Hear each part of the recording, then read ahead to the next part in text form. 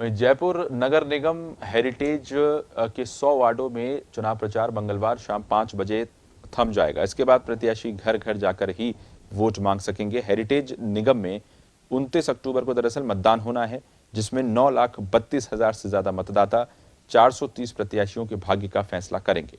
प्रत्याशियों ने अब प्रचार में पूरी ताकत झोंक दी है। ढोल नगाड़ों के साथ प्रत्याशी घर घर जाकर समर्थन हासिल करने की कोशिश करने में जुटे हैं। मतदान दलों की रवानगी भवानी निकेतन से 28 अक्टूबर को होगी।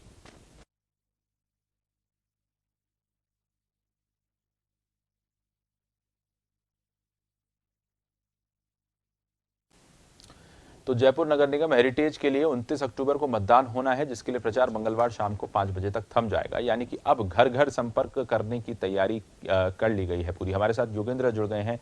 योगेंद्र, अब घर घर जाकर मनोहार करते नजर आएंगे। तमाम प्रत्याशी हाथ जोड़ते हुए नजर आएंगे जनता के सामने और ये कहेंगे कि आप हमें वोट दीजिए, हम आपके वार्ड में बेहतर से बेहतर काम करेंगे। अक्सर हम देखते हैं इस तरह के नज़ारे जब आखिरी समय में चुनाव प्रचार है वो होता है। योगेंद्र, देखिए, वाकई आशीष, मनोहार का समय आ चुका है। अब तक अलग अलग तरीके से जहां प्रचार चल रहा था 3 नगर निगमों के जो पहले चरण के चुनाव हैं, हालांकि दूसरे चरण के लिए भी प्रचार जारी है। लेकिन बात करें जयपुर हेरिटेज की और इसके साथ ही कोटा उत्तर और जोधपुर उत्तर के, क्योंकि 29 तारीख को यहाँ पर चुनाव होने हैं। सुबह 7:30 बजे से शाम 5:30 बजे तक चुनाव यहाँ पर मतदान प्रक्रिया चलेगी। लेकिन कल शाम यानी मंगलवार शाम 5 बजे तक ही चुनाव प्रचार है, उसकी समय सीमा खत्म हो जाएगी। यानी आज से अब डोर टू डोर कैंपेन शुरू हो चुका है। हर घर जाएंगे जो प्रत्याशी हैं, दस्तक देना शुरू कर दिया है। हालांकि बड़ी कॉलोनियों में और अलग अलग क्षेत्रों में, जहां पर अलग अलग बाजारों में उन्होंने अपना प्रचार किया था समर्थकों के साथ। लेकिन क्योंकि इस बार कोविड चल रहा है और कोविड के चलते प्रतिबंधित किया गया है। धारा 144 भी अलग से चल रही है। 4-5 लोगों से ज्यादा को अलाउ नहीं किया गया है। समर्थन में कुछ ही लोगों को ही अलाउ किया गया था। तो ऐसे में जो मनवार है वो शुरू हो चुकी है और अलग अलग ढंग से अपने लिए वोट मांग रहे हैं प्रत्याशी। जयपुर की अगर बात करें तो जयपुर में यहाँ पर बीजेपी और कांग्रेस के अलावा जो निर्दलीय मैदान में जो पूरा अपना दाव खेल रहे हैं वो भी लगे हुए हैं। अलग अलग कोई किस कैसे लुभाता है अपने वोटर्स को, तो कोई कैसे। तमाम यहाँ पर ये मान के चले कि चुनाव प्रचार का जो दौर है आज शाम तक और कल शाम 5 बजे तक है, वो अब जो 24 घंटे बचे हैं वो पूरा अंतिम जोड़ लगा दिए हैं सभी प्रत्याशियों ने जीत के लिए। क्योंकि जनता और खासकर उनके जो वोटर्स हैं वो उन्हें किस तरह से लुभा पाते हैं ताकि वो बूथ पर जाएं और उनके लिए मतदान करें।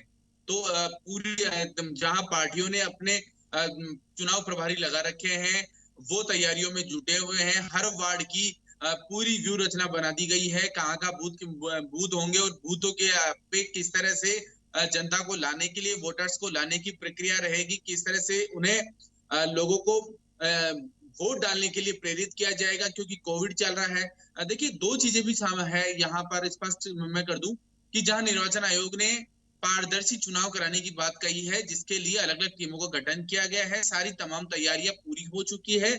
लेकिन यहाँ पर अब चुनावी जो प्रत्याशी हैं उन प्रत्याशियों के लिए पॉलिटिकल पार्टीज को भी लोगों को किस तरह से बाहर निकालना, और क्योंकि कोविड चल रहा है, कोविड में लोग वोटिंग से कुछ दूरी बनाकर रखते हैं। हालांकि यहाँ पर अभी आपने पंचायत चुनाव देखे थे आशीष, पंचायत चुनाव में 82 से 85% तक लोगों ने वोट डाले हैं। लेकिन अब लोगों से अपेक्षा है कि एक अच्छा प्रतिनिधि चुनने के लिए वो भी पूरा जो यहाँ की आबादी है, जो वोटर्स हैं, वो अपने वोट का प्रयोग करें ताकि एक अच्छा नागरिक, एक अच्छा जनप्रतिनिधि चुनकर आए जो कि अपने क्षेत्र का विकास करें।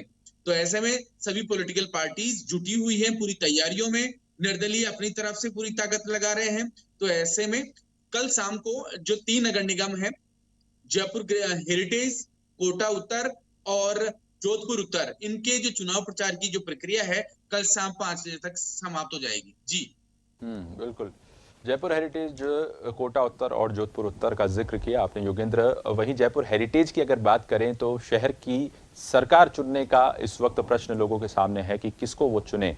ऐसे में अगर जयपुर हेरिटेज के मुद्दों की बात करें तो कौन से प्रमुख मुद्दे योगेंद्र नजर आते हैं इन चुनावों में, जो कि प्रत्याशियों ने चुनाव प्रचार के दौरान उठाए, और जो जनता की जो समस्याएं हैं जयपुर हेरिटेज में, क्योंकि चार दीवारी का क्षेत्र है जिसको सिटी का इलाका कहा जाता है, भिन्न भिन्न तरह की समस्याएं वहां पर लोगों को सामना करना पड़ता है, लेकिन जो पार्षद जब चुन के आते हैं तो वो समस्याएं दूर नहीं होती हैं, जस की तस बनी रहती हैं। तो इस बार भी क्या जनता इसी मूड के साथ चुनावों में मतदान करने जाएगी कि इसी उम्मीद के साथ कि जब पार्षद चुन के आए तो उनकी समस्याएं दूर हों? मुद्दे कौन कौन से नजर आ रहे हैं? देखिए, परकोटा क्षेत्र और हेरिटेज में जो परकोटा क्षेत्र के वार्ड हैं, 100 वार्ड हैं, यहाँ पर मोटे तौर पे देखिए गंदगी की सबसे बड़ी समस्याएं हैं, सीवर जाम की सबसे बड़ी समस्याएं हैं, आवारा पशु और इसके अलावा अतिक्रमण, ये 4-5 बिंदु मैं उठा रहा हूं। और इसके अलावा परकोटे के कुछ बाजार हैं जहां पर लाइट व्यवस्था भी खराब है, कुछ छोटे बाजार हैं, छोटी गलियां हैं, उनमें सड़कें हैं वो टूटी हुई है, लेकिन अतिक्रमण भी एक बड़ी समस्या है। यहाँ पर लोगों ने अपने अपने स्थानीय जो मुद्दे उठाए हैं कि जिस तरह से देखिए, यहाँ पर स्पष्ट कर दूं कि जिन वार्डों में बीजेपी की पिछले 5 साल में बीजेपी का जो पार्षद रहा है और उनकी खामियां क्या रही, और जहां पर कांग्रेस का पार्षद रहा है उनकी खामियां क्या रही, तो तमाम अगर बीजेपी ने जहां से प्रत्याशी अपना उतारा है तो वो कांग्रेस के प्रत्याशी की जो पिछली बार जो पार्षद रह चुका है उसकी कमियों को उजागर करने में लगा हुआ है। लेकिन मोटे तौर पे 5-6 कमियां हैं यहाँ पर। आवारा पशु राजधानी के परकोटे में देखे जा सकते हैं। इसके अलावा यहाँ पर गंदगी के और सीवर जाम की जो समस्याएं हैं उनसे लोग दो चार होते हैं। और सबसे बड़ी स्थिति यह है कि लोग ये चाहते हैं कि यहाँ पर हर बाजार में एक पार्किंग व्यवस्था हो। हालांकि जयपुर की 4-5 बाजार जरूर हैं जहां पर पार्किंग की व्यवस्था है, लेकिन सबसे बड़ी चुनौती है जयपुर के परकोटे के लिए, जहां पर पार्किंग नहीं होने से बाजारों में गाड़ियां पार्क होती है और सड़क किनारे पार्क होती है, जिसके कारण आमजन को जहां जो खरीदारी के लिए लोग आते हैं उन्हें परेशानी होती है।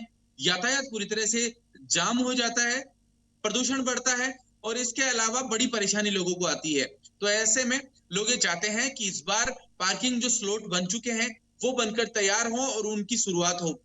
और इसके अलावा नई जो सीवर लाइनें हैं वो डाली जाए ताकि पुरानी जो सीवर लाइनें चौक हो रही है, परेशानी आ रही है और गंदगी का आलम रहता है वो दूर हो। इसके अलावा जयपुर जिस तरह से स्मार्ट बन रहा है, स्मार्ट सिटी के प्रोजेक्ट चल रहे हैं, उनमें भी कुछ कोताही सामने आ रही है। प्रोजेक्ट हैं कई सालों से चल रहे हैं लेकिन अब तक पूरे नहीं हुए।